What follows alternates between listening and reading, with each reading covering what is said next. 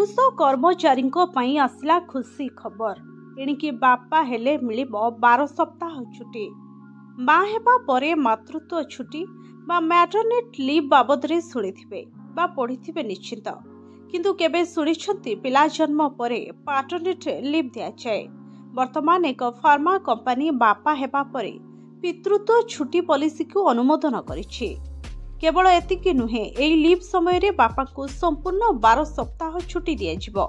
एही खबर सुनिबा परे पुरुष कर्मचारी मध्य रे खुशीर लहरी खेली जाइछि।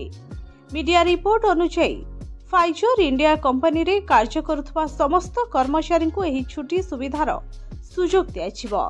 जणे कर्मचारी बापा हेबार 2 वर्ष मध्य रे पितृत्व छुट्टीर लाभ पाई परिबे। केवल एतिकी नुहे, कंपनी एथिपाई किछि नियम मध्य जारी रखिछि। जदि कोनोसी कर्मचारी पितृत्व छुट्टी नियंती तेबे तांकु अति कम रे 2 सप्ताह छुट्टी नेबाकू पड़िबो, जहा 6 सप्ताह को वृद्धि करा जाय पारे। एथिपाई कंपनी को केवल गोटिए मेल पठाइबाकू पड़िबो।